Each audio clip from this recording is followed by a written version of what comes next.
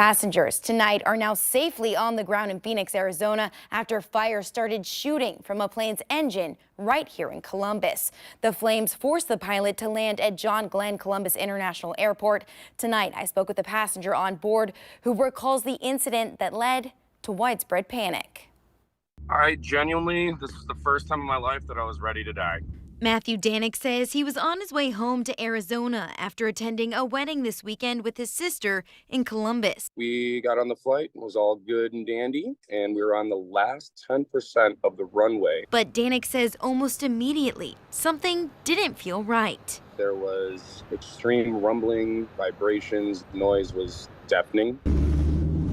Just before 8 this morning, his American Airlines flight caught fire in one of the engines during takeoff at John Glenn Columbus International Airport, bound for Phoenix. The engine was on fire for probably about 3 minutes, something like that. I don't know how long exactly, but it was just backfiring and shooting out turbo flame. Danek says sparks started flying out of one of the engines and passengers went into silent panic. And immediately the mood changed. Like, everyone stopped talking. We all got quiet. We all kind of did that look around. A spokesperson from the Columbus Regional Airport Authority says a bird strike caused the sparks.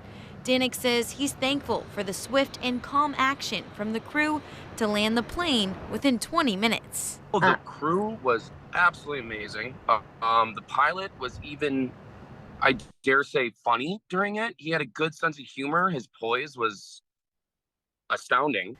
Former accident investigator and aviation safety expert Sean Pruchnicki says this type of incident is nothing new to pilots. Regardless of why the engine failed, it's something that, as a former airline pilot, it's something that we are very, very well trained to handle. Pruchnicki says he also has encountered this before as a pilot. Bird strikes do occur at lower altitudes, typically below 10,000 feet. Because the incident was near takeoff, Pruchnicki says the flight was forced to turn around, which is why the plane didn't get past Upper Arlington before heading back.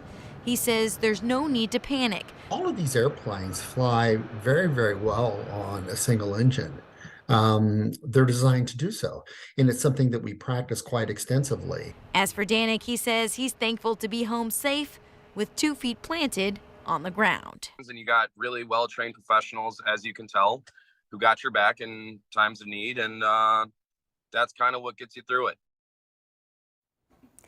Now, you might recall it was a bird strike that led up to what was eventually called the Miracle on the Hudson. In January of 2009, U.S. Airways Flight 1549 lost both engines after hitting a flock of geese, leading to an emergency water landing.